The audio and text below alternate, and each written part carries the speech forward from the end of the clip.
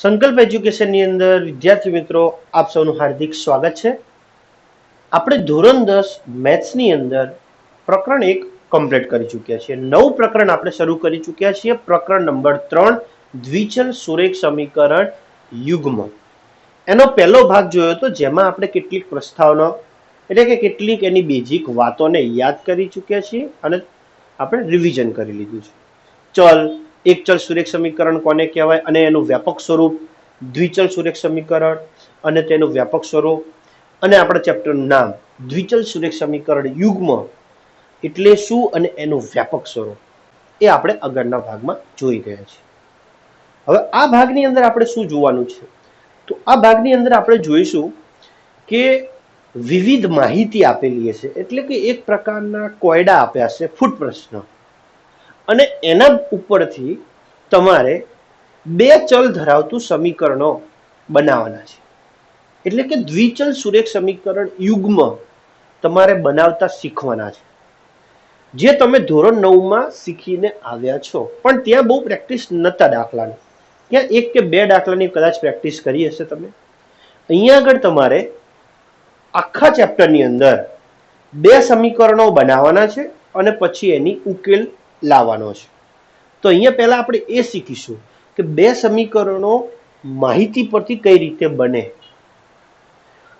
આ ભાગની અંદર આપણે સમીકરણો બનાવતા શીખીશું અને એ સમીકરણોનું આલેખની અંદર કઈ રીતે રજૂઆત થાય છે, કઈ રીતે આલેખ પત્રમાં દોરી શકાય છે એ પણ જોઈશું. 9મા ધોરણની અંદર આપણે આલેખનો ઉપયોગ કરી ચૂક્યા છીએ. જે રીતે 9મા ધોરણમાં આલેખ દોરતા હતા એ જ રીતે અહીંયા પણ આલેખ આવે છે, કોઈ અલગ નથી. તો પહેલા આપણે એ સમજીશું કેટલીક એની બેઝિક વસ્તુઓ કે બે રેખાઓ એટલે કે બે સમીકરણો જે તમે આલેખ દોરો છો એ એક જ આલેખ પત્રમાં કઈ રીતે દોરાય. ત્યાં આપણે એક સમીકરણ અથવા બે સમીકરણનો આલેખ દોરતા હશું. અહીંયા આગળ પણ આપણે એ જ કરવાનું છે કે બે સમીકરણનો આલેખ એક જ આલેખ પત્ર પર દોરવાનો છે, એટલે કે એક કાગળ ઉપર દોરવાનો છે. તો આપણે પહેલા એની કેટલીક બેઝિક વસ્તુઓ જોઈશું, પછી આપણે સ્ટાર્ટ કરીશું સમીકરણો કઈ રીતે બનાવી અને એનો આલેખ પર રજૂઆત કઈ રીતે થાય છે. તો ચલો આ ભાગ આપણે શરૂ કરીએ છીએ.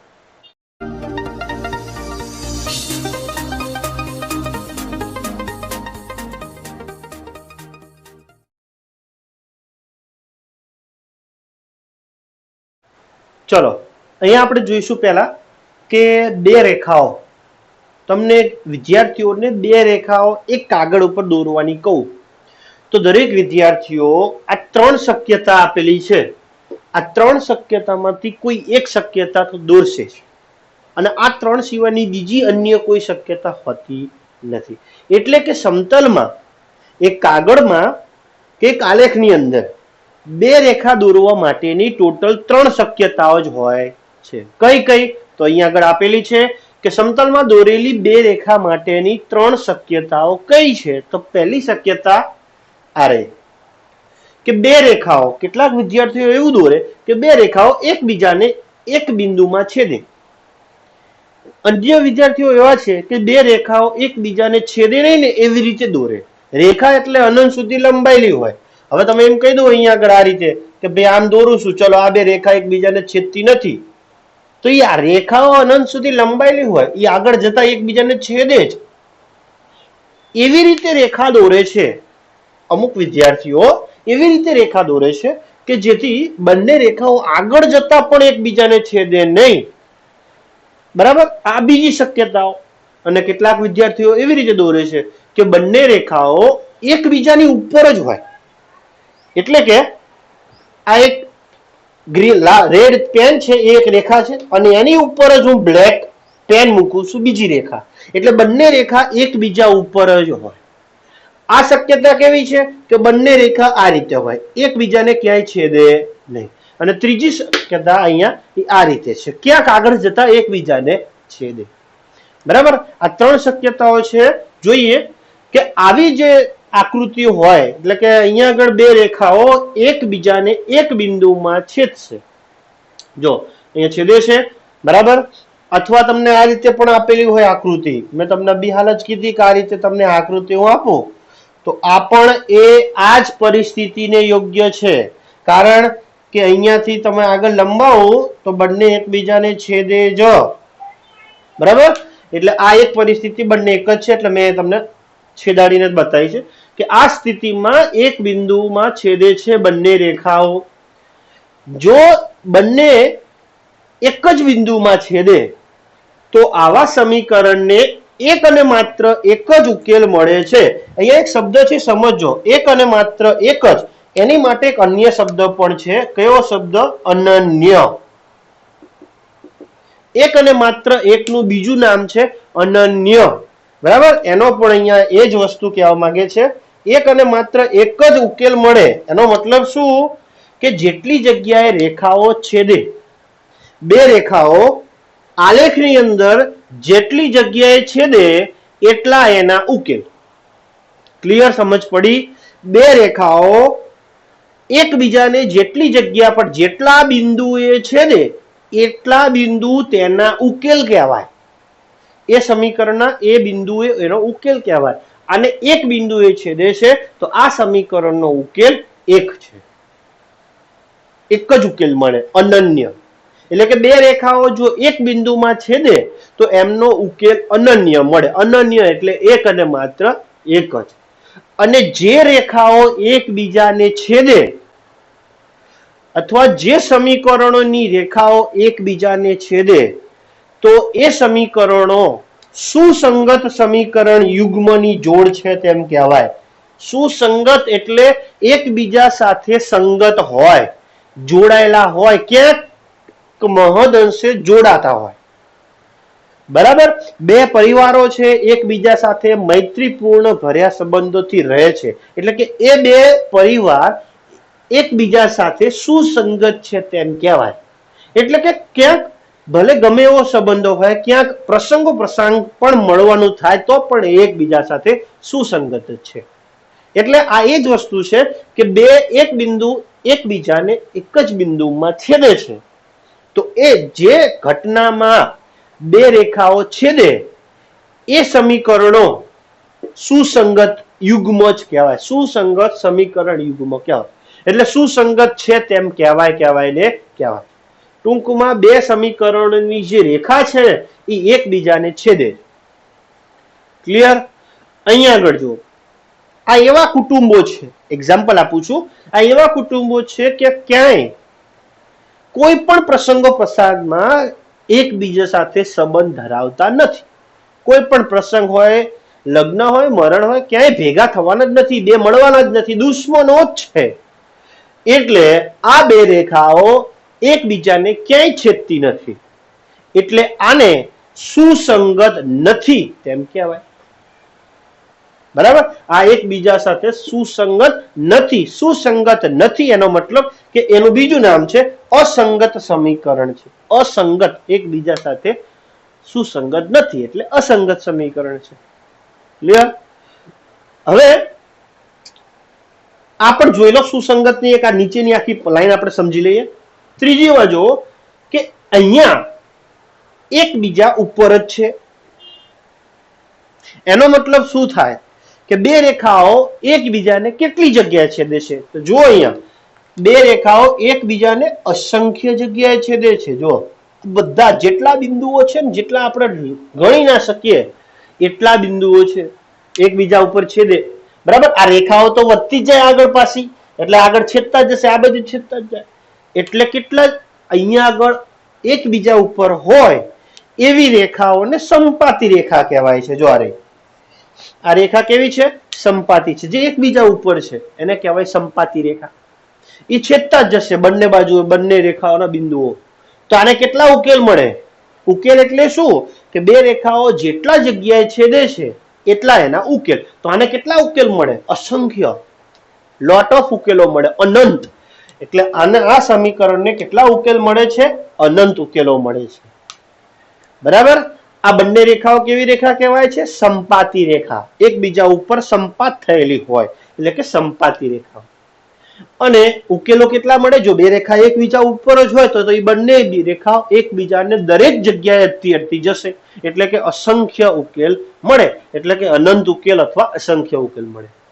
અને એ સમીકરણો છેદે છે, બે રેખાઓ એકબીજાને છેદે છે, તો આ બે સમીકરણો સુસંગત કહેવાય. જ્યાં છેદે એટલે સુસંગત, છેદે એટલે સુસંગત. આનું એક્ઝામ્પલ તમને આપું તો આ એવા પરિવારો છે બે કે જે દરેક પ્રસંગમાં નાના કે મોટા અથવા તો સાથે જમવાનું સાથે જ ખાવાનું, એટલે કે બંને એક જ પરિવારના સભ્યો છે, બંને એક જ રેખાઓ છે, બરાબર. એટલે કે બધા પ્રસંગો પ્રસંગ બધી જગ્યાએ સાથે જ હોય છે, એટલે સુસંગત છે, બરાબર. આ પણ સુસંગત છે, આ સુસંગત છે, આ સુસંગત નથી, કારણ કે એકબીજાને છેદતી નથી. અને આ બે રેખાઓ એકબીજાને ક્યારેય છેદે નહીં આગળ જતા પણ, તો એ રેખાઓને આપણે જાણીએ છીએ શું કહેવાય. જે રેખાઓ એકબીજાને ક્યારેય છેદતી ન હોય એવી રેખાને શું કહેવાય છે? સમાંતર રેખાઓ કહેવાય. બંને રેખાઓ પરસ્પર કેવી હોય છે? સમાંતર હોય છે, બરાબર. આ પરિસ્થિતિની અંદર બે રેખાઓ એકબીજાને છેદે નહીં, એટલે કે બંને પરસ્પર સમાંતર હોય છે. દાખલા તરીકે રેલવેના પાટા બે સમાંતર હોય, ક્યાંય છેદે નહીં. અને આ સ્થિતિમાં જો બે રેખાઓ એકબીજાને છેદે જ નહીં, અડે જ નહીં ક્યાંય, તો એમને ઉકેલ મળે જ નહીં, કારણ કે છેદે તો અને તો જ ઉકેલ મળે. એટલે આ બંને રેખાઓ કોઈ જગ્યાએ છેદતા નથી, એટલે એમને કોઈ ઉકેલ ન મળે, એટલે ઉકેલ નથી. બે સમાંતર રેખાઓને ઉકેલ નથી, ઉકેલ ન મળે, અને ઉકેલ ન મળે તો એ સમીકરણો અસંગત એટલે કે સુસંગત નથી તેમ કહેવાય. ક્લિયર? આ ત્રણ શક્યતાઓ હતી, એમાં આપણે ઘણી બધી જગ્યાએ આ ત્રણેયનો ઉપયોગ થવાનો છે વિદ્યાર્થી મિત્રો, એટલે વ્યવસ્થિત રીતે સમજી અને હવે નોટ ડાઉન લખી લો.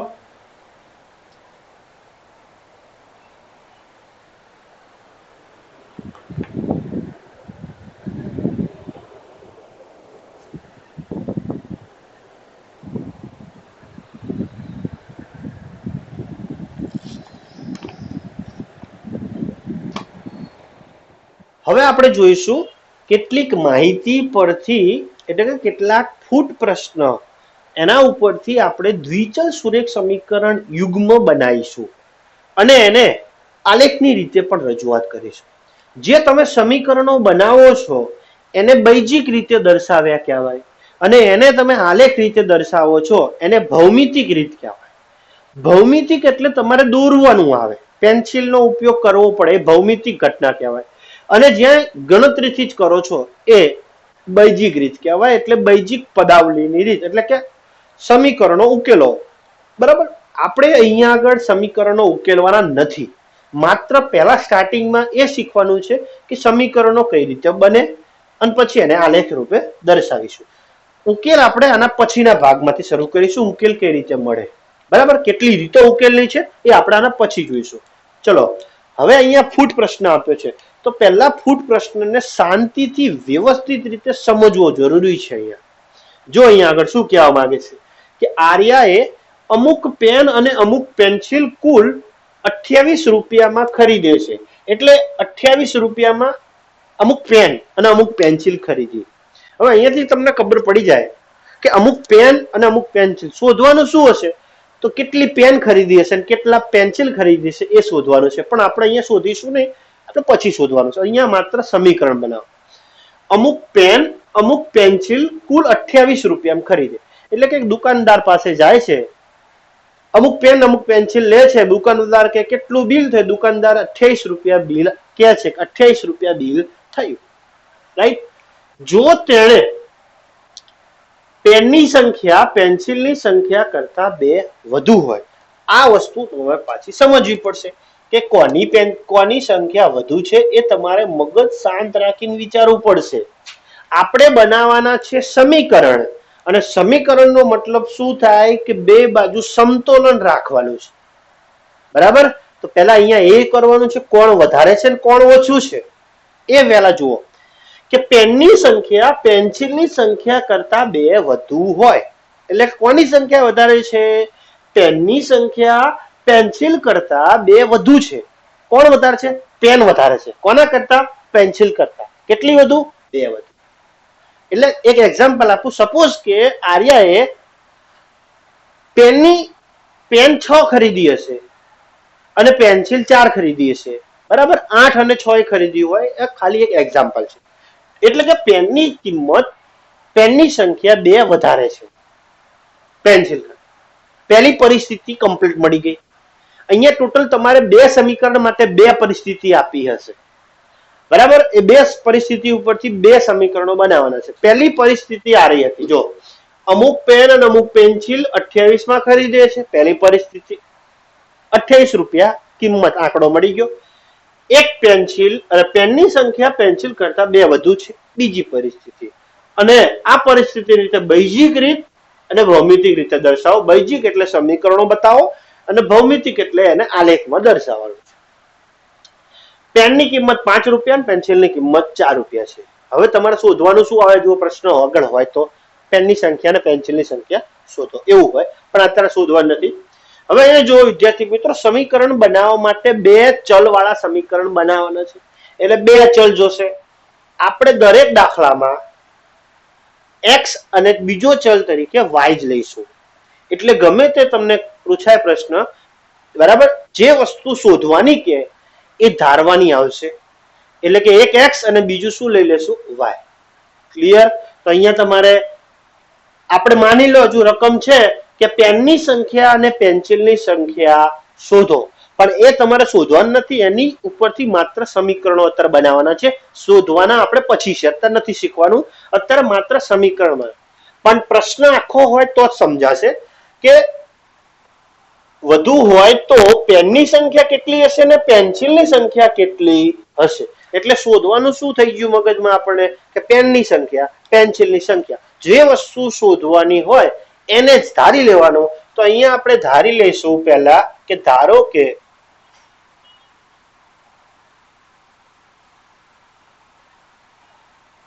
પેનની સંખ્યા x અને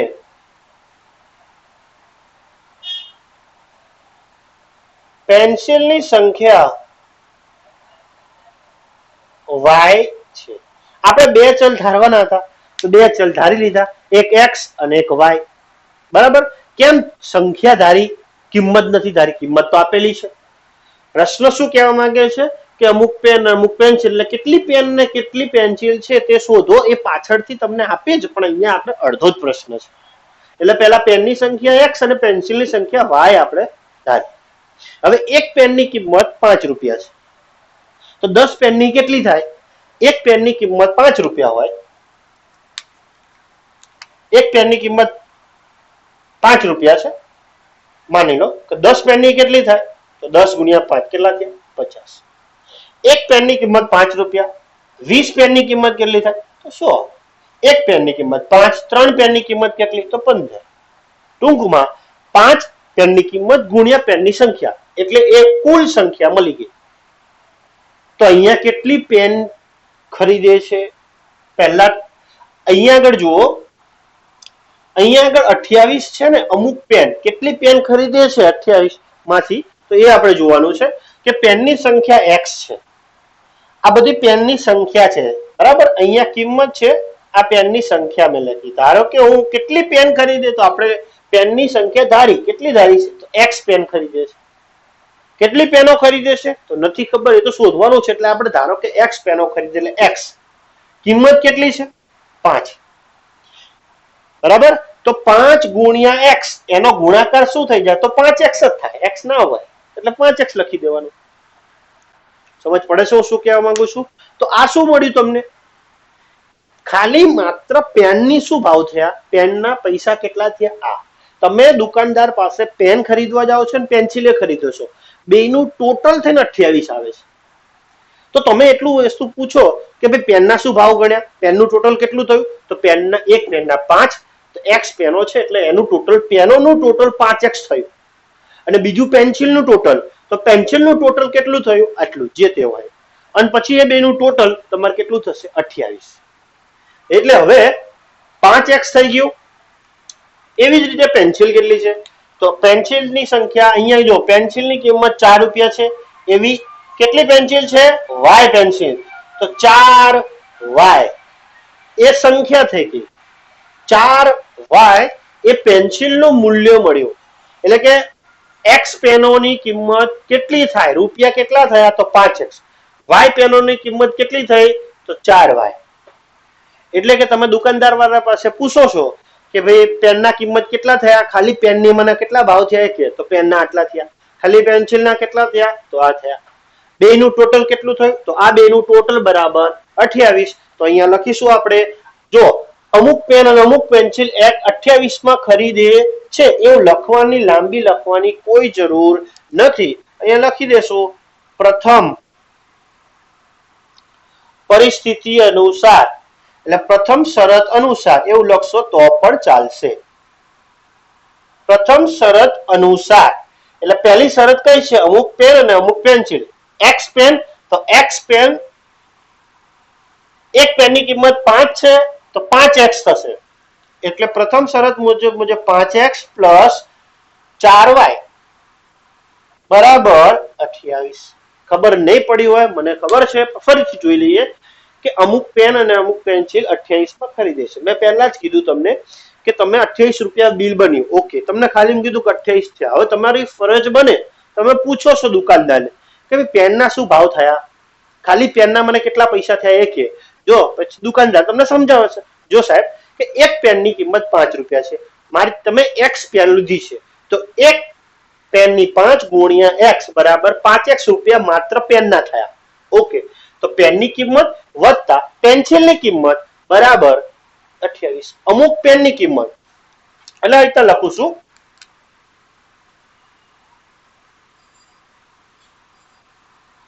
અમુક પેન વત્તા અમુક પેન્સિલ જે ખરીદે છે, કેટલી પેન્સિલ ખરીદે છે, અમુક પેનની કિંમત અમુક પેન્સિલની કિંમત અને બેનું ટોટલ થઈને તમને કેટલું આપ્યું છે 28. આ તમને એક પ્રશ્નની શરૂઆત છે ને એટલે હું એટલું ડીપમાં સમજાવું છું. અમુક પેનની કિંમત એટલે ખાલી પેનની કિંમત કેટલી થઈ તો 5x. એ પેનની કિંમત થઈ, માત્ર એક પેનની કિંમત x છે, એક પેનની કિંમત x છે, સોરી, એક પેનની કિંમત 5 રૂપિયા છે તો x પેનની કિંમત 5x થાય. આવું લખી રાખું સાઈડમાં. એટલે અમુક પેનની કિંમત એટલે કે ખાલી પેનની કિંમત 5x, અમુક પેન્સિલની કિંમત 4y, બંનેનું ટોટલ 28. સમીકરણ પહેલું મળી ગયું. ક્લિયર? આ વસ્તુ લખી રાખો એટલે તમને ખબર પડે. અમુક પેન એટલે પેનની કિંમત વત્તા પેન્સિલ બરાબર ટોટલ. હવે બીજી શરત શું કહેવા માંગે છે તો બીજી શરત, જો તેણે પેનની સંખ્યા પેન્સિલ કરતા વધુ હોય, એટલે પેનની સંખ્યા, હવે કિંમત પેનની સંખ્યા વધારે છે કોના કરતા, પેન્સિલ કરતા. તો અહીંયા જો બીજી શરત મુજબ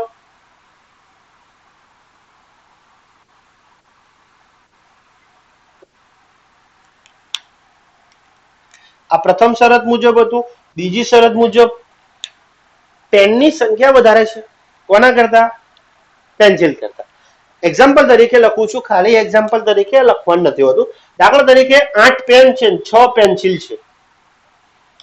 હવે અહીંયા તમારે સમીકરણ બનાવવું હોય એટલે વચ્ચે સમતાનું ચિહ્ન મૂકવું પડે. અને પહેલા જોયું તો સમીકરણ કઈ રીતે બને કે બે પદો વચ્ચે બરાબર મૂકો તો જ સમીકરણ બને. એટલે અહીંયા બે પદ છે, પેનની કિંમત પેનની સંખ્યા અને પેન્સિલની સંખ્યા. તમને અહીંયા કીધેલું જ છે કે કુલ પેનની સંખ્યા કેટલી છે તો x છે. અહીંયા ભલે મેં 8 લીધા 3 8 અને અહીંયા 6. બે બાજુ મારે બેલેન્સ કરવું છે, સરખું કરવું છે. પેનની સંખ્યા અને પેન્સિલ સરખી કરવી હોય તો સ્વાભાવિક વાત છે કે જે ઓછું હોય એને ઉમેરો અથવા વધારેમાંથી કાઢી લો. હું આમાંથી 2 કાઢી લઉં તો 6 થઈ જશે. મારે બે સંખ્યા સરખી કરવી છે. કેમ? કારણ કે ચિહ્ન મૂકવું છે બરાબરનું વચ્ચે, સમતા બનાવી છે બંને બાજુ. એટલે વચ્ચે બરાબર મૂકવા માટે કા મારે આમાંથી 2 કાઢી લેવી પડશે અથવા તો 2 પેન્સિલ વધારે કરવી પડશે. એટલે હું કરું છું પ્લસ, તમે માઇનસ પણ કરી શકો છો, કોઈ ટેન્શન નહીં. એટલે કે પેન્સિલની કિંમત, પેન્સિલની સંખ્યામાં 2 નો વધારો કર્યો છે, બરાબર. 2 ની સંખ્યાનો વધારો કરું છું, એ બીજી શરત મુજબ છે. સમીકરણ બનાવ્યું છે એટલા માટે બંને બાજુ બરાબર મૂકવું જરૂરી છે. એટલે કે 8 એટલે પેનની કિંમત, તો પેનની કિંમત આપણે 8 નથી રાખી, આપણે શું છે x છે. પેન્સિલની સંખ્યા કેટલી છે y. પેનની કિંમત ઓલરેડી બે વધુ છે, તો જેમ અહીંયા 6 હતા એમાં 2 ઉમેર્યા હતા, એવી રીતે પેન્સિલમાં તમારે 2 ઉમેરો. વ્યવસ્થિત સમીકરણો બનાવી નાખો એટલે x ઓછા y બરાબર 2. આ થઈ ગયું સમીકરણ નંબર 2. તો આમ આ બે જે છે બૈજિક રીતે સમીકરણો મળ્યા છે. એક આ સમીકરણ અને બીજું સમીકરણ. આ બૈજિક રીતે સમીકરણ મળ્યા છે. બરાબર, તમે નીચે લખી શકો છો કે આમ દ્વિચલ સુરેખ સમીકરણ યુગ્મ 5x + 4y લખો, પહેલામાં સારું લાગશે. આમ નીચે લખવાનું આ દ્વિચલ સુરેખ સમીકરણ યુગ્મ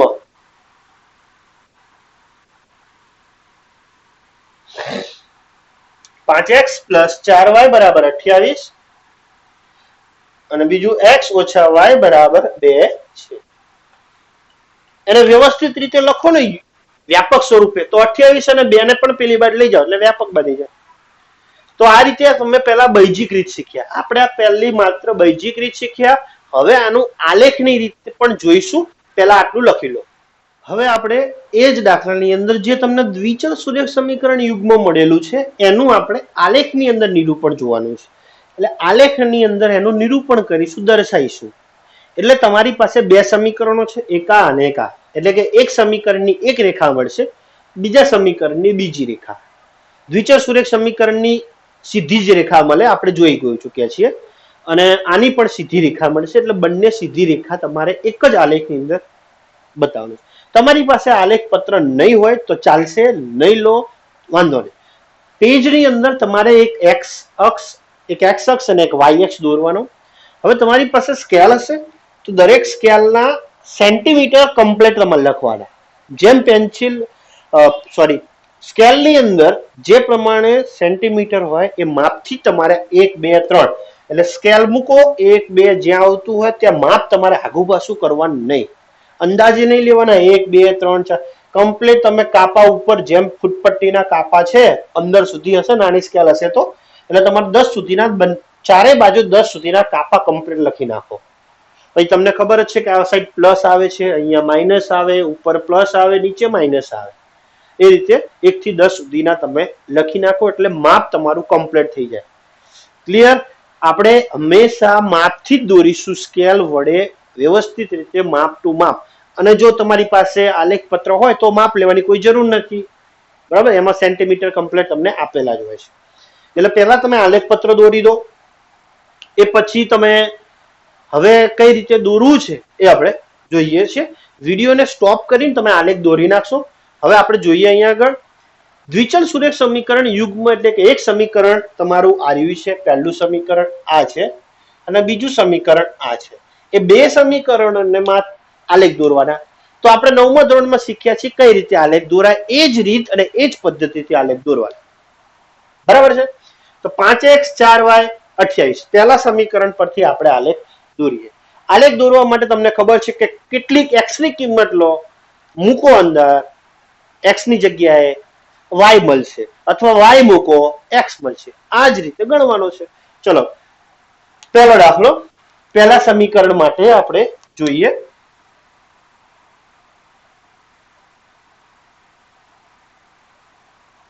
સમીકરણ 1 માટે આ રફલી છે, રફમાં ગણતરી કરીશું. બરાબર, 5x હું ધારો કે x બરાબર 0 લઉં છું તો મને y કેટલો મળે છે? તો 5 0 4 y 28. આ 0 તો y બરાબર 28 ભાગ્યા 4, y બરાબર 7. પહેલો મને પોઈન્ટ મળ્યો. x ની કિંમત 0 લીધી છે તો મને y મળે છે 7. બરાબર. હવે મને અહીંયા સ્વાભાવિક વાત છે, જે તમારે ઈચ્છા થાય લઈ શકો છો. અહીંયા y0 મૂકીશ, y0 મૂકું તો 28 ભાગ્યા 5 પોઈન્ટમાં જવાબ આવશે. બરાબર, એટલે પોઈન્ટમાં ન લાવવો હોય તો તમારે એવી રીતે સેટ કરવાનું કે થોડું તમારે સેટ કરવું પડશે કે જેથી પૂર્ણાંકમાં જવાબ આવે. જેમાં 0 અને 7 કમ્પ્લીટ મળી ગયું, 7 4 28. ક્લિયર? જોવાનું 1 2 થોડા આગા પાછા કરવાના શાંતિથી. બે બાજુ સહગુણકો સંખ્યા એક સિવાયની સંખ્યા છે એટલે. હવે જો હવે 28 ના ઘડિયામાં 28 કયા કયા ઘડિયામાં આવે મારે એવું બનાવવાનું છે. એક તો 4 માં આવે છે આપણને ખબર છે, એક 7 ના ઘડિયામાં આવે. તો અહીંયા આગળ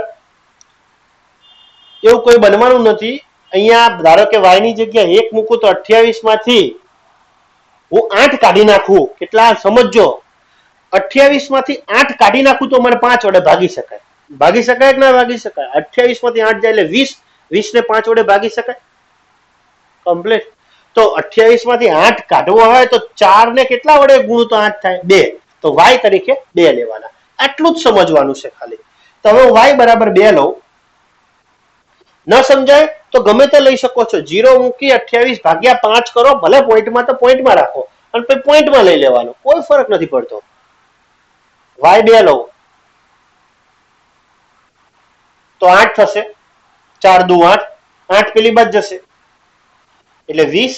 x બરાબર 20 ભાગ્યા 5 એટલે 4. જો x ની કિંમત હું 4 લઉં છું તો મને y કેટલો મળે છે? કોઈ પણ સમીકરણ બનાવવા માટે બે ઉકેલ પર્યાપ્ત છે. એટલે કે કોઈ પણ રેખા, એક રેખાને દોરવા માટે ઓછામાં ઓછા બે બિંદુ જોઈએ. તો આપણને બે બિંદુ મળી ગયા એટલે બે ઉકેલ શોધવાના છે. એટલે આપણે સમીકરણ 1 માટે આપણે આવી રીતે શોધ્યું, મેં ભૂસી નાખ્યું છે, પણ તમે ગણતરી કરીશો એટલે તમને ખબર પડી જાય. હું અહીંયા લખું છું વ્યવસ્થિત રીતે કે x બરાબર 0 લેતા 5 0 પ્લસ 4y બરાબર 28 એટલે કે y બરાબર 28 ભાગ્યા 4 એટલે કે 7. એટલે 0 અને 7 ઉકેલ મળ્યો. જો હવે y તરીકે અમે કેટલા લીધા હતા આપણે? તો 2. તો 5x પ્લસ 8 બરાબર 28. 5x બરાબર 28 માઇનસ 8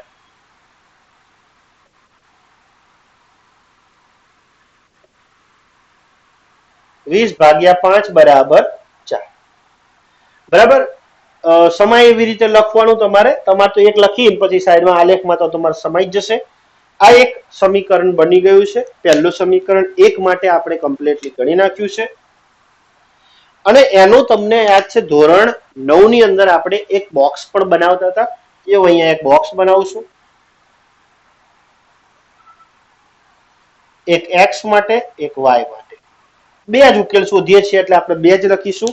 પહેલા x કેટલો લીધો છે મેં? 0. તો y કેટલો મળ્યો છે? 7. અહીંયા x કેટલો છે? તો 4 છે. સોરી, અહીં તો આવશે x0 તો y 7 હતો. x 4 છે તો y કેટલો છે? 2.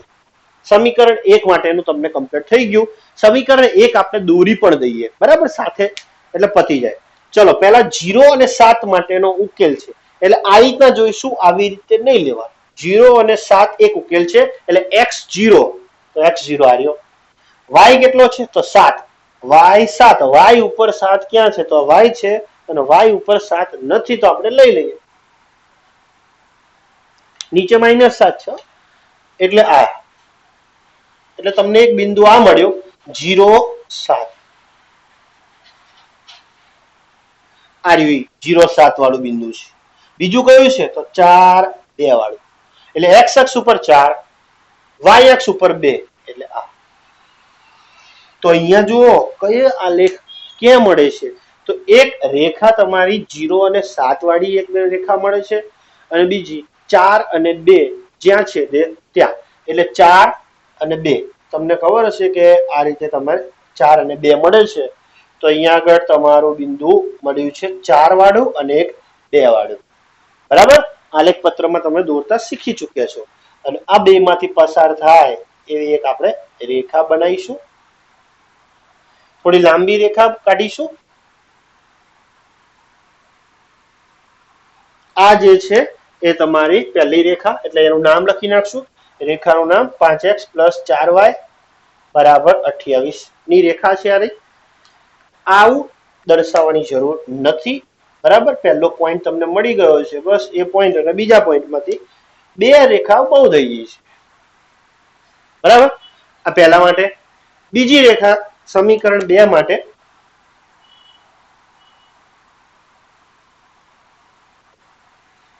હવે તો x0 મૂકું, બરાબર, ડાયરેક્ટ જ 2x0 લઈ લો તો 0 ઓછા y બરાબર 2, બે આ સાઈડ મૂકી દઉં અને y પેલી બાજુ જતા રહે, અથવા તો y બરાબર -2 થઈ જશે, માઇનસ પેલી બાજુ આપી દઉં એટલે, અને y બરાબર 0 લઈ લઉં છું તો x બરાબર 2 થઈ જશે.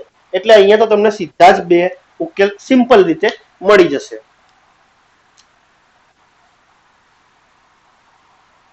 એ નાનું સમીકરણ છે કારણ કે એને કોઈ સહગુણક એક જ છે એટલે ફટાફટ પતી જાય. x અને y, તો x તરીકે કેટલા લીધા છે તો 0, તો y કેટલો મળ્યો -2. y0 લઉં છું તો આ 2 મળે છે. બીજો ગ્રાફ તમારે અહીં તો દોરવાનો છે. ચલો x0 લઈએ, x0 y -2. અહીંયા મેં આ બિંદુ તમને ખબર હોવી જોઈએ કયું બિંદુ ક્યાં આવે છે, કયા ચરણમાં છે, બધું આપણે નવમમાં શીખ્યા છે. x0 -2, 0 અને -2 એટલે બિંદુ આની ઉપર રહેશે. કેમ?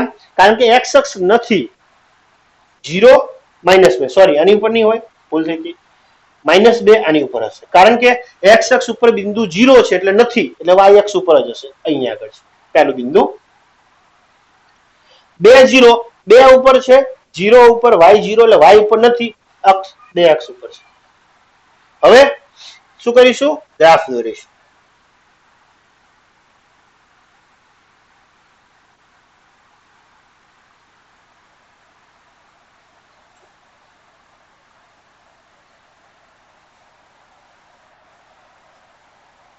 બરાબર, આ રીતે ગ્રાફ છે. જરૂરી નથી કે આ બિંદુ હોય અહીંયા છેદે, જો આ તો છેદી ગયું છે, જરૂરી નથી છેદે, તમારે જ્યાં છેદતું હોય એ લેવાનું છે. આનો ગ્રાફ છે આપણો, આ આરેખ છે x - y બરાબર 2. જો આ કેવી રેખા મળી? તો આ બંને રેખા એકબીજાને એક બિંદુએ છેદે છે. કયા બિંદુમાં છેદે છે એ તો આપણે આલેખ ઉપર હોય તો જ ખબર પડે પરફેક્ટલી. કયા બિંદુમાં છેદે છે તો આપણે અહીંયા મળે છે 4 અને 2. તો આ બે રેખાઓ કેવી થઈ? તો આ બે રેખાઓ એકબીજાને એક બિંદુમાં છેદે છે એટલે કે સુસંગત રેખાઓ કહેવાય. સુસંગત સમીકરણ છે. બરાબર, આ રીતે આલેખમાં રજૂઆત કરી દેવાની છે. લખી લો, ધોરણ 9 માં આલેખની રીત આપણે ભણ્યા છીએ એટલે. ઓકે, નેક્સ્ટ આગળનો દાખલો છે ઉદાહરણ નંબર 2 બુકનું. રોમિલાએ દુકાનમાંથી 2 પેન્સિલ 3 રબર 9 માં ખરીદે છે, 9 રૂપિયા 9 ની અંદર, અને એટલી જ કિંમત વાળી પેન્સિલ અને રબર સોનલ 18 રૂપિયામાં ખરીદે છે. આ બંને પરિસ્થિતિ અનુસારી તમારે બૈજિક રીત અને આલેખની રીત દર્શાવવાની છે. હવે બૈજિક રીત એટલે ખબર પડી જે સમીકરણો બનાવવાના. સમીકરણો બનાવવા જ થોડા કઠિન પડે છે. સમીકરણો બનાવ્યા પછી આલેખની રીત તો તમને સહેલાઈથી તમને આવડે આલેખ દર્શાવવા. હવે અહીંયા હું માત્ર હવે પછીના દાખલાની અંદર સમીકરણો બનાવતા આપીશ અને આલેખ તમારે જાતે બનાવવાના. જો ન ફાવે તો મને કહેજો, કોમેન્ટ કરજો અથવા WhatsApp થી મેસેજ મોકલી દેજો, હું આલેખ તમને દોરીને પણ રિટર્ન કરી આપીશ. અહીંયા આપણે હવે જોઈશું માત્ર બૈજિક રીત, આલેખની રીત, હોમવર્ક. આ એક દાખલામાં હું તમને છતાં બતાવી દઉં તો તમને ખબર પડી જશે વધારે. રોમિલા દુકાનમાંથી 2 પેન્સિલ 3 રબર 9 માં ખરીદે છે. ભાઈ દુકાનદારમાં રોમિલા ગઈ અને 2 પેન્સિલ અને 3 રબર લીધા, ટોટલ 9 રૂપિયા લીધા દુકાનદારે. સોનલ એ જ વસ્તુમાં 4 પેન્સિલ ને 6 રબર ખરીદે છે તો એના 18 રૂપિયા કીધા. તો બંને બહેનપણીઓ એકબીજાને વિચારે છે કે ભાઈ એક પેન્સિલ અને એક પેનના કિંમત કેટલી ગણી છે, તો એ આપણે શોધવાનું છે. રકમ હજુ આગળ આપેલી હોય તો એક પેન્સિલ અને એક પેનની કિંમત શોધો, પણ અહીંયા તમને એવું નથી આપ્યું, અહીંયા સમીકરણ બનાવવાના છે. એટલે પહેલા આપણે શું કરી લેશું? ધારી લેશું. ધારો કે એક પેનની કિંમત, અહીંયા તમને સંખ્યા આપી છે, આગળના દાખલામાં સંખ્યા નથી આપી, કિંમત આપી હતી, તો અહીંયા શોધવાનું.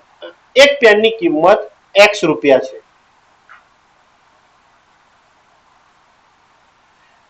અને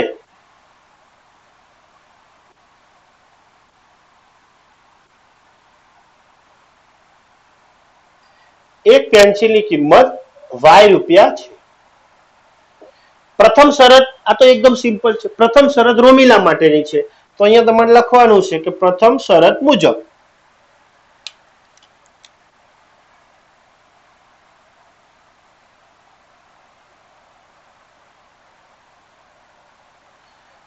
એક પેન્સિલની કિંમત વાય રૂપિયા, સોરી અહીંયા પેનની કિંમત એક્સ રૂપિયા છે, પણ આપણે પેન તો છે જ નહીં, બરાબર, અલગ અલગ આડાવડી લખી નાખ્યા છે. અહીંયા શું છે, પેન્સિલ છે અને બીજું શું છે, રબર છે.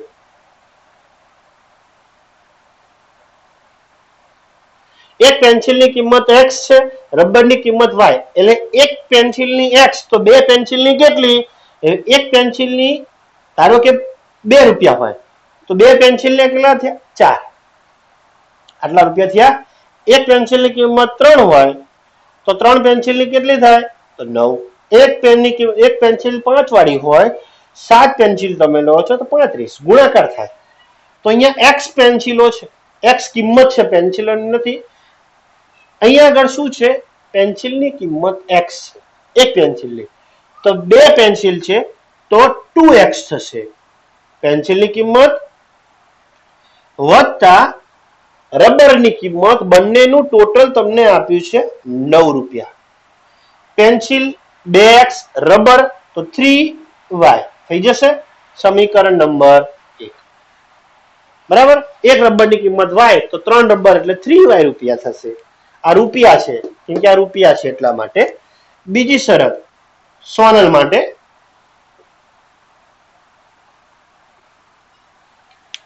ચાર પેન્સિલ તો 4x, સીધે સીધું. 6 રબર 6y, કેટલા રૂપિયા, 18. ક્લિયર, સમીકરણ બની ગયું છે. હા, અહીંયાથી કોઈ કોમન નથી નીકળતું, પણ અહીંયા જુઓ, આ સમીકરણમાંથી સામાન્ય નીકળે તો નીકાળવા પડશે. સમીકરણની અંદર સામાન્ય નીકળે તો નીકાળવા જ પડે. અહીંયા બધાને 2 વડે ભાગું છું તો શું થશે, જો 2x 3y અને અહીંયા 9. તો નેક્સ્ટ આ તમારું સમીકરણ 2 બનશે. શું કર્યું મેં અહીંયા, તો લખવું હોય તો લખી દઈએ, 2 સામાન્ય કાઢ્યા. તમને દેખાતું નથી 2 સામાન્ય કાઢીને ક્યાં ગયા, તો હવે સમજાવું. મેં થોડી વધારે ઉતાવળથી લખી દીધું. ચલો, આ 2 માંથી હું 2 સામાન્ય કાઢું છું, એટલે 2 કોમન કાઢું એટલે શું વધે છે, 2x + 3y વધે, બરાબર 18. હવે આ 2 ને હું ડાયરેક્ટ 18 ની નીચે જવા દઉં ભાગાકારમાં, એટલે 2 9 18. આ 3 સ્ટેપ થાય. એના કરતા દરેકને 2 વડે ભાગી શકાય છે, ભાગી શકાય તો બધાને 2 વડે ભાગી દો. 2x + 3y બરાબર 9. સમીકરણ શું કર્યું, તો અહીંયા લખી દેવાનું, 2 વડે ભાગતા ભાગી શકાય છે. જો એક જ સમીકરણમાં આખા સમીકરણમાં તમે પ્રોસેસ કરો, જો સરખી થતી હોય તો કરી શકાય છે. આ તમારું સમીકરણ 1, સમીકરણ નંબર 2. નેક્સ્ટ આપણે આલેખ દોરીએ છીએ. હવે તો પહેલા આપણે આલેખ દોરવા માટે સમીકરણો, બંને સમીકરણોમાં x અને y લેવાના છે. હવે હું x ની કિંમત 0 લઉં, અહીંયા જુઓ. પણ અહીંયા તમે એક વસ્તુ વિચારો, બંને સમીકરણો સમાન છે, એક જ છે. જુઓ 2x 3y 9, 2x 3y 9, બંને એક જ સમીકરણ છે. એટલે એક જ સમીકરણ હોય એટલે એક જ તમારે ઉકેલ શોધવાના છે, બરાબર.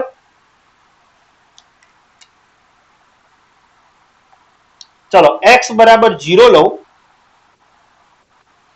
તો y શું મળે છે, 0 + 3y બરાબર 9, એટલે y બરાબર 3 મળે, બરાબર ને, 9/3. હવે એક તો મળી ગયો ઉકેલ. બીજો ઉકેલ શોધવા માટે 9 માંથી 3 જાય તો 6 વધે, રાઈટ. 9 માંથી 3 જાય 6. અહીંયા 3 કેવી રીતે, જો y 1 લઉં તો હવે હું શું કહીશ, કેમ 6 બે વડે ભાગી શકાય છે, એટલે y બરાબર કેટલા લઉં છું, 1 લઉં. આ વિચારવાનું, ના વિચારો તો ગમે તે લઈ શકો છો તમે. 2x + 3 × 3 9, 3 × 3 પેલી બાજુ જશે, 9 - 3 એટલે કે 6/2 એટલે કે 3. એટલે કે જો 1 લઉં તો x 3 મળશે, બરાબર. આ રીતે આપણે શોધીને હવે અહીંયા આપણને ખબર છે, આપણે ગ્રાફ ક્રિએટ કરીશું, બનાવીશું ગ્રાફ. x અક્ષ દોરીએ, બરાબર. આ છેલ્લો ગ્રાફ છે, પછી તમારે જાતે ગ્રાફ બનાવવાના તો સમજાઈ દઉં છું. જો કે ગ્રાફ તમને હવે આવડી જશે. અહીંયા એક જ સમીકરણ છે,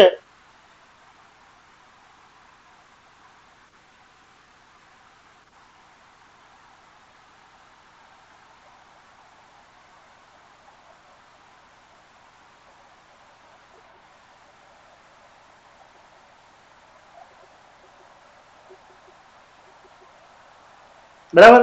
ચલો અહીંયા આપણે પેલા કોષ્ટક આપી દો. કોષ્ટક આપણે બનાવ્યું નથી, કોષ્ટક બનાવવું જરૂરી છે. એક્સ વાય, એક્સ 0 તો વાય કેટલો છે? 3 છે. વાય 0 છે તો એક્સ કેટલો છે? 3 છે. બંને મળી ગયું છે. આપણે હવે સીધું આપણે ઉકેલ ટપકા કરી અને આલેખ દોરી દઈએ. 0 3 વાય 3 છે એટલે તમારું એક બિંદુ આ છે, 3 અને 0 બીજું બિંદુ આ છે. એટલે બે રેખાઓ તમારી આ જે રેખા બની છે એક આ રેખા છે અને એની ઉપર જ બીજી એક રેખા પણ છે. બરાબર, બે રેખાઓ બની ગઈ. બંને રેખાઓ એક જ સમાન છે એટલે 2x + 3y બરાબર 9. અહીંયા લખી દેવાનું કે આમ બંને રેખાઓ એકબીજા ઉપર સંપાતી છે માટે એમને સુસંગત સમીકરણો કહેવાય છે. નીચે લખી દેવાનું. બરાબર. આ રીતે સમીકરણનો ઉકેલ મેળવવાનો એટલે કે કોયડા ઉપરથી વિવિધ કોયડા ઉપરથી સમીકરણો મેળવવાના અને આલેખની રીતે પણ દર્શાવવાના. સમીકરણો બનાવવાના છે. માત્ર આ બે સમીકરણો છે, નીચે લખવાનું. આમ દ્વિચતુષ્ફલક સમીકરણ યુગ્મ આ બે છે. ક્લિયર? લખી લો.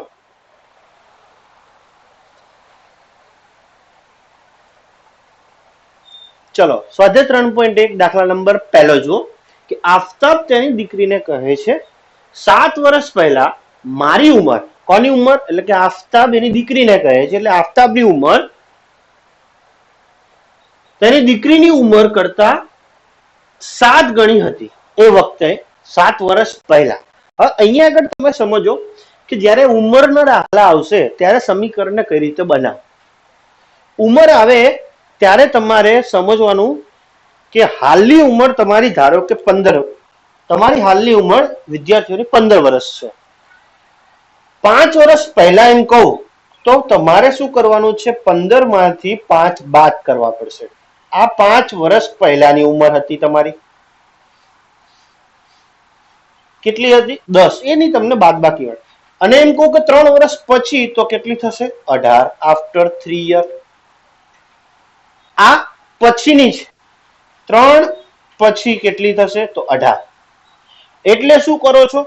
જો પહેલા આવે ઉંમર એમ કે મારી ઉંમર તારી ઉંમર કરતા 3 વર્ષ પહેલા, 7 વર્ષ પહેલા, 2 વર્ષ પહેલા, પહેલા ઉંમર કે એટલે જે હાલની ઉંમર હોય એમાંથી જેટલી પહેલા કે 3 વર્ષ પહેલા કે તો 3 બાદ કરો, 2 વર્ષ પહેલા કે અહીંયા 5 વર્ષ પહેલા છે તો 5 બાદ કર્યા છે. એટલે પહેલા કે તો બાદબાકી અને પછી કે તો ઉમેરવાનું. ક્લિયર? એ તો આપણને ખબર જ છે કે હાલ 15 હોય તો 5 વર્ષ પહેલા કેટલી થાય તો -5 કરવાના. તો અહીંયા આગળ આપણે ચલ ધારવાના છે. બરાબર? આટલી વસ્તુ તમે સમજી લીધો બાદ હવે આપણે જોઈએ રકમમાં. આફતાબ તેની દીકરીને કહે છે કે 7 વર્ષ પહેલા મારી ઉંમર એટલે કે આફતાબની ઉંમર તે વખત તારી ઉંમર કરતા એટલે કે દીકરીની ઉંમર કરતા 7 ગણી હતી. જ્યારે ઉંમરના દાખલા હોય અને એમાં માતા પુત્રી, પિતા પુત્ર આવા જો પ્રશ્ન હોય એટલે સમજી લેવાનું કે એમાં પિતા હોય અને માતા હોય એમના દીકરા દીકરી કરતા મોટા જ હોય. બરાબર? પુત્ર હંમેશા નાનો જ હોય પિતા કરતા.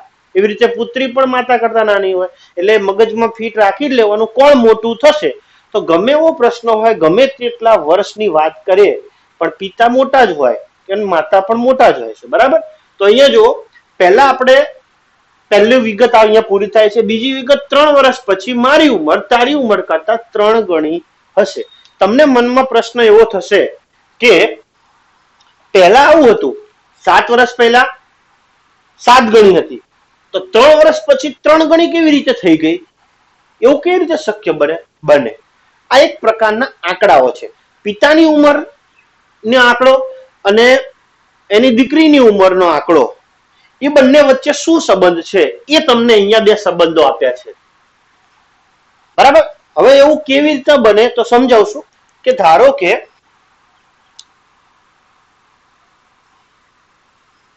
સપોઝ માની લો કે દીકરી 3 વર્ષની છે, દીકરી 3 વર્ષની છે અને પિતાજી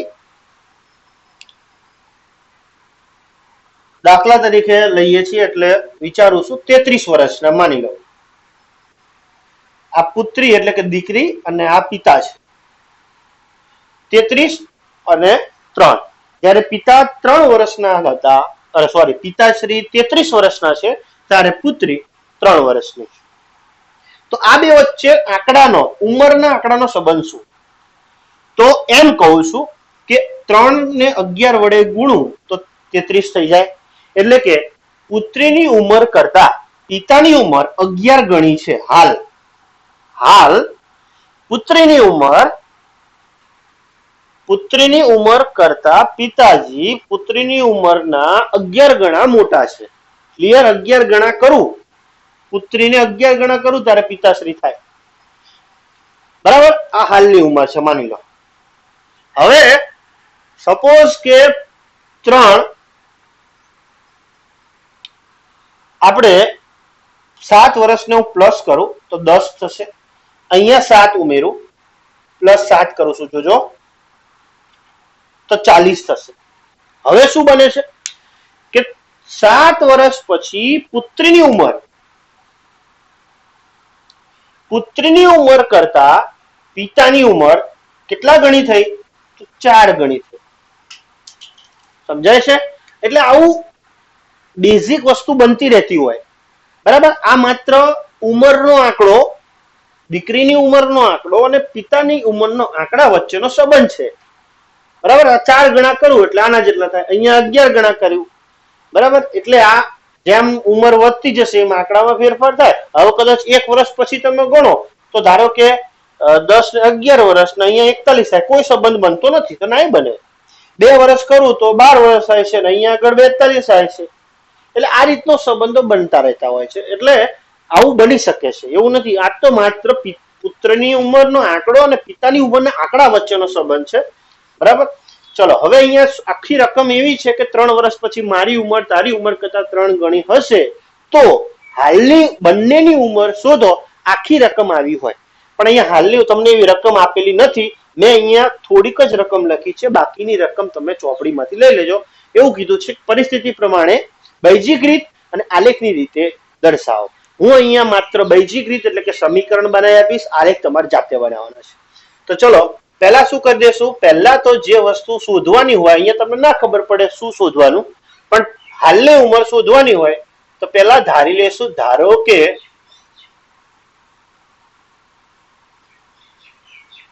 આફતાબની હાલની ઉંમર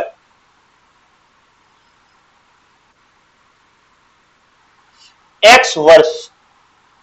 પાછળ હંમેશા વર્ષ, મીટર, સેન્ટીમીટર એ બધું લખવાનું આવશે. બરાબર? અહીંયા ઉંમરની વાત છે એટલે વર્ષ આવશે. તથા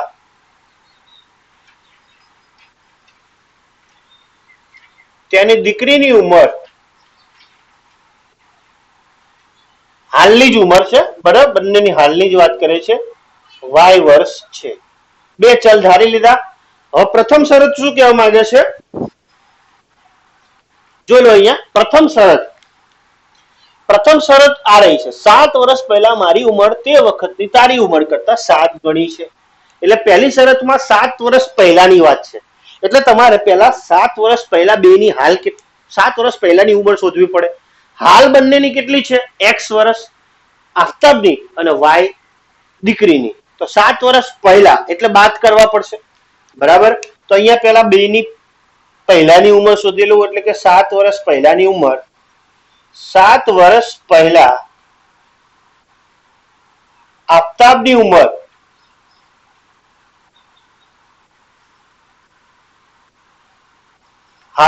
હાલ જે હોય એમાંથી 7 બાદ કરવાના. બરાબર? હાલની ઉંમરમાંથી 7 બાદ કરવાના. હાલની ઉંમર કેટલી છે? તો x છે. બરાબર? આફતાબની હાલની ઉંમર કેટલી છે?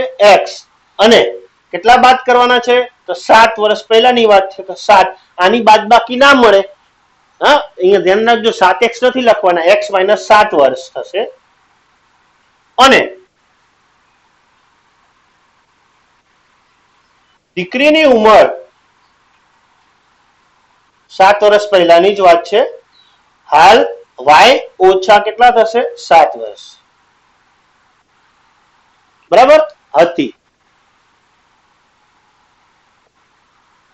હવે બીજી શરત તમારે જે છે એના પ્રમાણે તમારી ઉંમર કેટલી થાય તો એ લખી દેશું માત્ર બીજી શરત મુજબ બીજી શરત સોરી બીજી નથી પ્રથમ શરત છે એટલે પહેલા પ્રથમ શરત લઈ લઈશું પછી બીજી લઈએ પ્રથમ શરત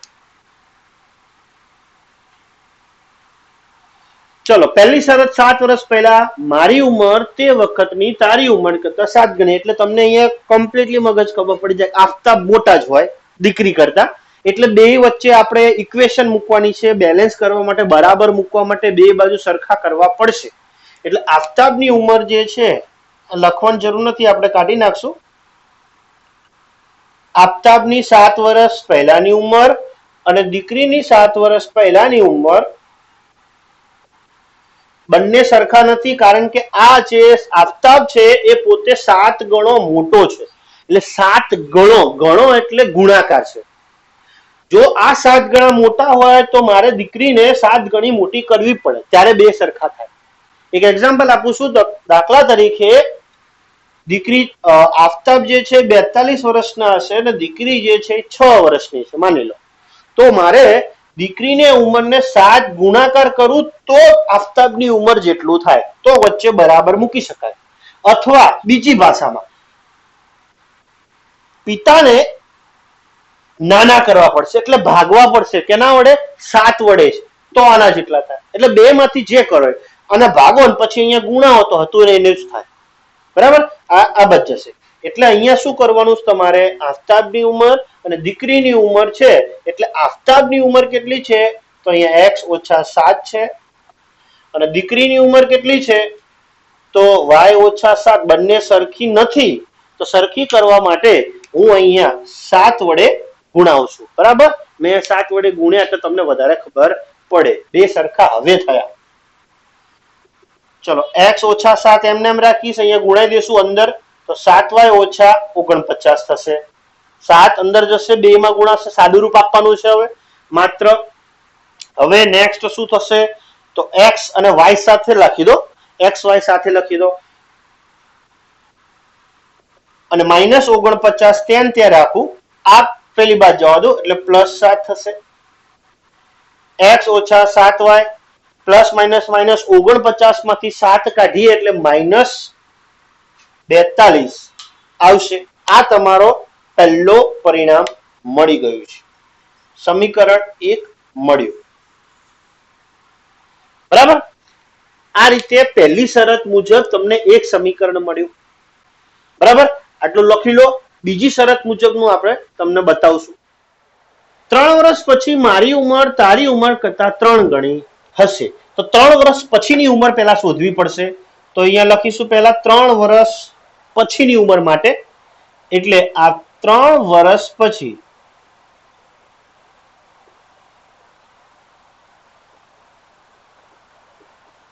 આફતાબની ઉંમર 3 વર્ષ પછી છે પછી હોય તો હાલની ઉંમર અને જેટલા વર્ષ પછી હોય એને ઉમેરવાના એટલે 3 વર્ષ પછી એટલે 3 ઉમેરું વર્ષ અને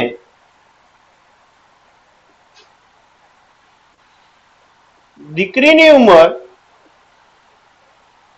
y + 3 વર્ષ હશે બરાબર હવે બીજી શરત મુજબ જોઈ લો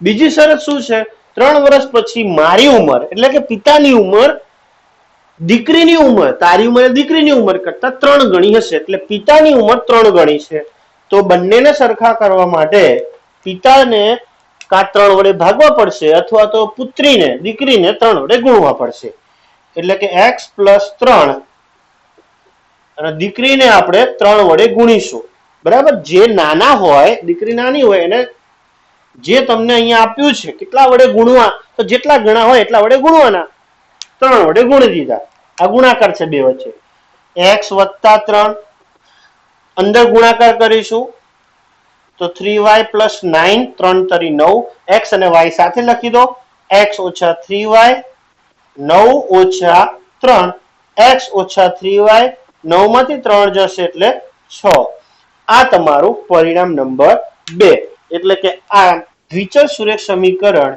યુગ્મ ની બે જોડ મળી ગઈ છે તો આમ નીચે લખી દેવાનું છે. આમ વિચલ સુરેખ સમીકરણ યુગ્મ અને પહેલાનું સમીકરણ જે છે એ ના બીજું સમીકરણ લખી દો.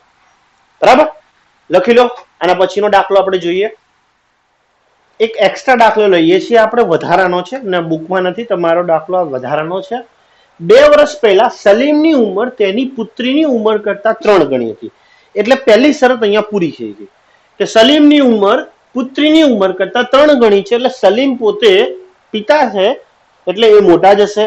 એટલે કેટલા મોટા છે તો 3 ગણા, એટલે 3 ગુણાકારમાં છે. બરાબર. 6 વર્ષ બાદ આફ્ટર 6 યર એટલે ઉમેરો કરવાનો છે, પ્લસ 6 કરવાના. તેની ઉંમર પુત્રીની ઉંમરથી બમણા, પુત્રીની ઉંમરના બમણાથી 4 વધુ છે. એટલે અહીંયા થોડુંક આપણે વિશેષ લીધું છે, એને આપણે થોડી વાર પછી જોઈએ. પહેલા આપણે વિચારી લઈએ આપણે શું કરવાનું હતું. તો કોની ઉંમર ધારવાની આવશે તો સલીમની ઉંમર અને તેની પુત્રીની ઉંમર. તો પહેલા અહીંયા લખીશું આપણે ધારો કે સલીમની હાલની ઉંમર અથવા વર્તમાન ઉંમર લખશો તોય ચાલશે, x વર્ષ, અને તેની પુત્રીની હાલની ઉંમર y વર્ષ છે. પહેલી શરત શું છે કે કેટલા વર્ષ? 2 વર્ષ પહેલા. તો અહીંયા શું કરી દેશું? 2 વર્ષ પહેલા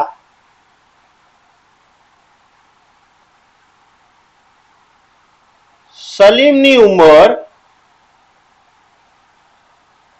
કેટલા બાદ કરીશું?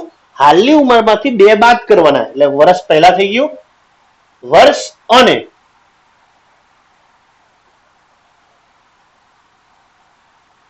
તેની પુત્રીની ઉંમર y ઓછા 2 વર્ષ હતી. બરાબર.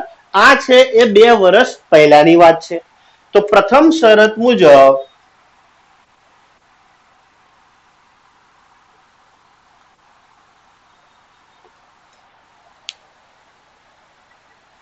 બે વર્ષ પહેલાની સલીમની ઉંમર તેની પુત્રીની ઉંમર કરતા 3 ગણી છે. એટલે સલીમની ઉંમર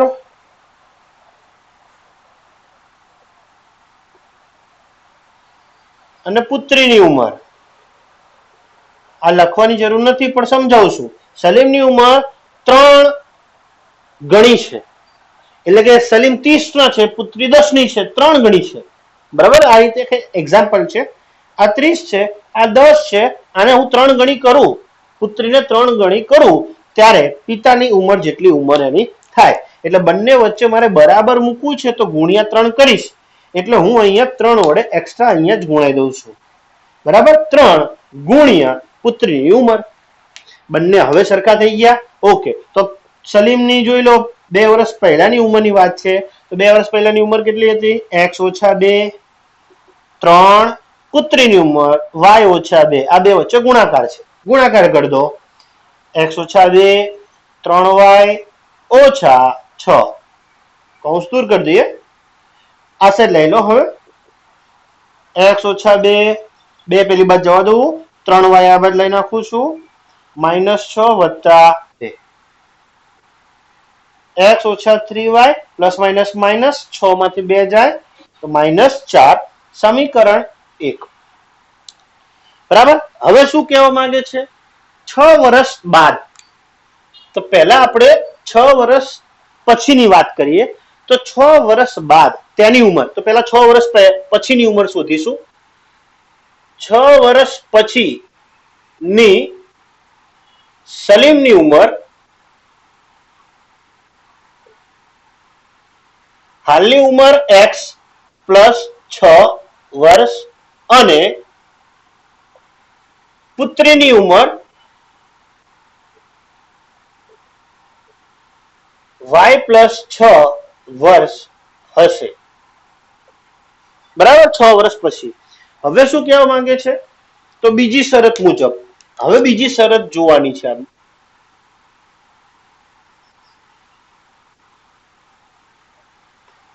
6 વર્ષ બાદ તેની ઉંમર એટલે કે સલીમની ઉંમર પુત્રીની ઉંમરથી બમણા, એટલે પુત્રીની ઉંમરને ડબલ કરવું અને એ ડબલ કર્યા પછી એમાં 4 ઉમેરવું તો એ જે ઉંમર મળી આંકડો જે મળ્યો છે એ આંકડો પિતાની ઉંમરની જેટલો છે.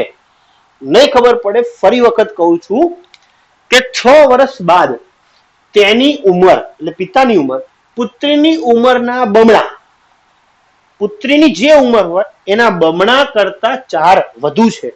એટલે જો પિતાની ઉંમર સપોઝ કે 44 વર્ષ લઈએ આપણે અને પુત્રીની ઉંમર સપોઝ કે 20 વર્ષ લઉં છું. 20 વર્ષ હવે જો પુત્રીની ઉંમરના બમણા કરું એટલે ડબલ વખત ગુણાવું અને ગુણાવ્યા બાદ એમાં 4 ઉમેરું એટલે 4 વધુ છે. એટલે જો ગુણાકાર કરી દો 22 દુ 40 થઈ ગયા. 40 થી પણ 4 વર્ષ વધુ છે એટલે +4 કરો ત્યારે જે ઉંમર મળે છે એ જ ઉંમર પિતાની બરાબર પિતાની ઉંમર. એટલે કે પુત્રીની ઉંમર એને 2 વડે ગુણીશ અને એમાં 4 ઉમેરીશ ત્યારે મને શું મળે છે? પિતાની ઉંમર મળે છે. ક્લિયર? ચલો અહીંયા હું તમને વ્યવસ્થિત રીતે લખી આપું છું કે પુત્રીની ઉંમર ગુણ્યા 2 વત્તા 4 બરાબર પિતાની ઉંમર. 6 વર્ષ પછીની વાત છે. પુત્રીની ઉંમર કેટલી છે 6 વર્ષ પછીની? તો y + 6 એના ડબલ કરવાના છે તમારે અને એમાં પછી 4 ઉમેરવાના છે તો પિતાની ઉંમર એના જેટલી મળશે. હવે ગુણાઈ દેવું અંદર તો 2y + 6 દુ 12 વત્તા 4 બરાબર x + 6.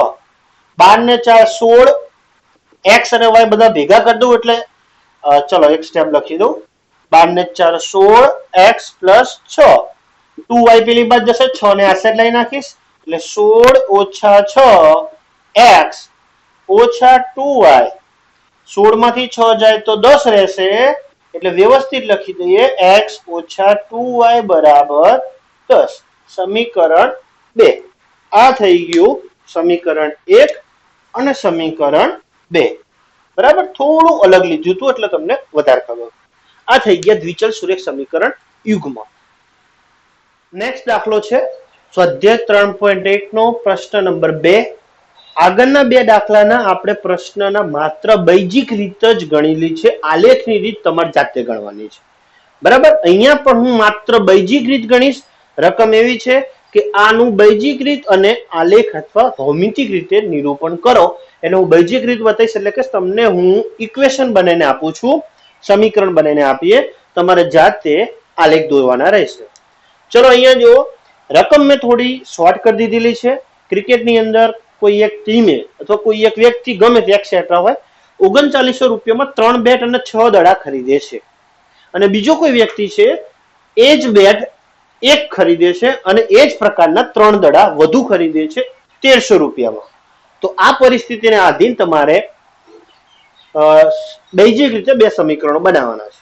હવે આની આખી રકમ વિચારો તો શું હોય તો કે 3 બેટ 6 દડા, 1 બેટ 3 દડા 1300 ખરીદે. તો આપણે પ્રશ્ન પાછળથી એવો હશે તો એક બેટની કિંમત કેટલી હશે અને એક દડાની કિંમત કેટલી હશે અને એ જ તમારે ધારી લેવાનું આવશે. તો અહીંયા લખી લેશું પહેલા. ધારો કે એક બેટની કિંમત, પહેલા દડાની કિંમત લખશો તોય વાંધો નથી. એક બેટની કિંમત x રૂપિયા અને એક દડાની કિંમત y રૂપિયા. બરાબર એક બેટની કિંમત x રૂપિયા અને એક દડાની કિંમત y રૂપિયા છે. થઈ ગયું ક્લિયર? હવે શું કહેવા માંગે છે પ્રથમ શરત મુજબ જોઈએ.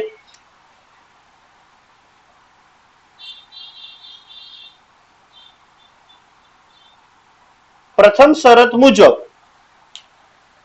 3 બેટ, એક બેટની કિંમત x રૂપિયા તો 3 બેટની કેટલી થાય? 3 ગુણ્યા x એટલે 3x અને 6 દડાની કિંમત એટલે તમે કોઈ દુકાનદાર પાસે 3 બેટ અને 6 દડા લો છો, ભાઈ કેટલું લાસ્ટ બિલ થયું 2 એટલું વસ્તુનું, તો એ વસ્તુનું બિલ થયું. તો તમે એમ પૂછો કે બેટની કિંમત શું છે? એક બેટની કિંમત x રૂપિયા, તો 3 બેટની 3x થઈ ગઈ. સમજાય છે? એક બેટની કિંમત સપોઝ કે 1000 રૂપિયા હોય, તો 3 બેટની કિંમત કેટલી થઈ જાય? તો 3000 રૂપિયા થાય. આ રીતે એક બેટની કિંમત x છે, તો x ગુણ્યા 3, તો 3 બેટની કિંમત 3x થશે. એટલે 3 બેટની કિંમત વત્તા 6 દડાની કિંમત, આ રીતે સમીકરણ બનશે બરાબર બેનું ટોટલ. 3 બેટની કિંમત, 6 દડાની કિંમત બરાબર 3900 રૂપિયા ટોટલ થશે. તો 3 બેટની કિંમત કેટલી છે? x, તો 3x, 6 દડાની કિંમત y બરાબર 39. બરાબર, સમીકરણ તો બની ગયું છે, પણ 3 વડે જો ભાગવા પડશે, કોમન નીકળશે. 3 કોમન કાઢવું અને 3 છેદમાં જશે, કારણ કે 39 ને 3 વડે ભાગી શકાય છે, 6 ને ભાગી શકાય. તો દરેક આખી સમીકરણને 3 વડે ભાગી દો. તો 3 ભાગવું એટલે 3 જતા રહેશે, 3 વડે ભાગી દીધા. 3 દુ 6y અને 13 તરી 39, એટલે કેટલા રહેશે? 1300. સમીકરણ 2. અહીંયા ના ખબર પડે તો લખી દઉં છું કે 3 વડે ભાગતા. કોમન કાઢો અને ભાગો, બંને એક જ વસ્તુ થશે. પહેલું સમીકરણ બની ગયું. બીજી શરત મુજબ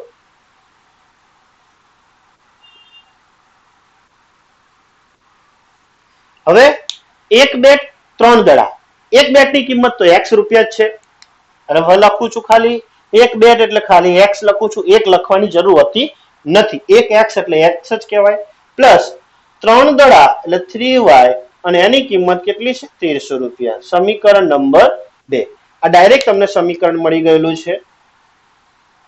આ સમીકરણ 1 અને 2 તૈયાર થઈ ગયા. આમ અહીં દ્વિચર સુરેખ સમીકરણ યુગ્મ 1 અને 2 ક્લિયર? સમજ પડી ગઈ? લખી લો. ચલો નેક્સ્ટ એક વધારાનું થોડું વિશિષ્ટ ઉદાહરણ લીધું છે. બે છોકરીની હાલની ઉંમરનો ગુણોત્તર 2:3 છે. 4 વર્ષ પછીની ઉંમરનો ગુણોત્તર આપ્યો છે. અહીંયા ગુણોત્તરની વાત છે, એટલે પહેલા હાલની ઉંમર શોધી લેશું. એમાં બે છોકરી છે, એક નાની છે ને એક મોટી છે, એવું લઈ લો. હવે જો અહીંયા આગળ પહેલી જે છે નાની સંખ્યા છે, અહીંયા નાની સંખ્યા છે, પાછળ મોટી છે. એનો મતલબ કે પહેલો જે હોય આંકડો એ નાની છોકરી માટેનો છે, અને બીજો જે આંકડો છે એ મોટી છોકરીનો ઉંમર છે. એટલે આપણે પહેલા નાની છોકરીની ઉંમર અને મોટી છોકરીની ઉંમર ધારી લેશું. પહેલા લખી લઈશું, ધારો કે નાની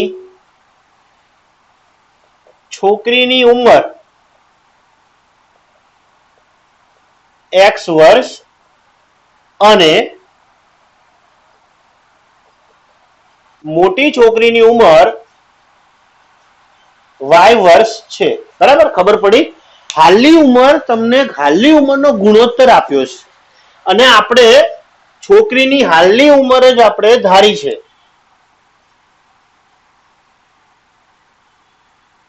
બરાબર, નાની છોકરીની હાલની ઉંમર x અને મોટી છોકરીની હાલની ઉંમર y. તો હાલની ઉંમરનો ગુણોત્તર શું થયો? આના પ્રમાણે. તો હાલની ઉંમરનો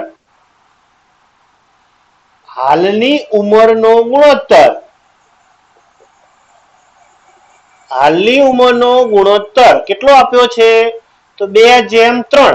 પણ આપણે જે ધાર્યું છે એ પ્રમાણે ગુણોત્તર કેટલો છે? આપણે જે ધાર્યું છે કયું? હાલની ઉંમર x જેમ y બરાબર. આ તો એમને એમ જ લખી દો. ખબર પડી? હાલની ઉંમરનો ગુણોત્તર કેટલો થાય? તો આપેલો છે 2:3, અને આપણે જે ધાર્યું છે એ હાલની ઉંમર જ ધારી છે, તો x જેમ y એનો ગુણોત્તર આ રીતે થયું. x નાના છે એટલે પહેલા નાના આવે, અને y મોટા છે એટલે મોટા આવે. ક્લિયર? તો હવે જો અહીંયા આગળ x જેમ y હોય તો હું આ રીતે લખી શકું, x/y બરાબર 2/3 લખી શકાય. ગુણોત્તર છે, x ભાગ્યા y લખી શકો છો તમે ગુણોત્તરને. 2:3 હોય અને આ રીતના લખી શકો છો. હવે 3 અહીંયા ગોઠવી દઉં અને આ અહીંયા ગોઠવી દઉં, એટલે જો x એટલે કે 3x બરાબર 2y થઈ ગયું. 3 અહીંયા ગોઠવાશે, આ y અહીંયા ગોઠવાશે. હવે 3x ઓછા 2y બરાબર 0. સમીકરણ 1. સિમ્પલ. હાલની ઉંમરના ગુણોત્તર પ્રમાણે સમીકરણ તમારું મળી ગયું છે. હવે 4 વર્ષ બાદ પહેલા આપણે શોધી લઈશું 4 વર્ષ પછી. બાદ એટલે પછી. 4 વર્ષ બાદ એટલે બાદબાકી નહીં કરવાની. 4 વર્ષ બાદ તેમની ઉંમર એટલે કે કોની? નાની છોકરીની ઉંમર, નાની છોકરીની ઉંમર હાલ કેટલી છે? તો x છે.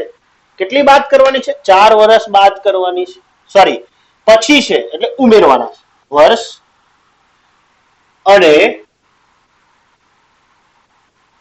મોટી છોકરીની ઉંમર y વત્તા 4 વર્ષ હશે. બરાબર. અને 4 વર્ષ પછીનો ગુણોત્તર તમને આપ્યો છે. એટલે આ પ્રથમ શરત હતી. અહીંયા મેં પ્રથમ શરત ના લખ્યું હોય તો ચાલે. બરાબર. તો અહીંયા આપણે એ જ રીતે ફરીથી લખીશું 4 વર્ષ બાદ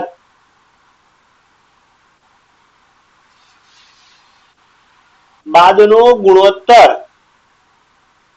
કેટલો આપ્યો છે? 3/4. અને 4 વર્ષ પછી આપણી જે કિંમત મળી છે એનો ગુણોત્તર એટલે કે x વત્તા 4 જેમ y વત્તા 4 બરાબર, અને એમને એમ જ રાખો.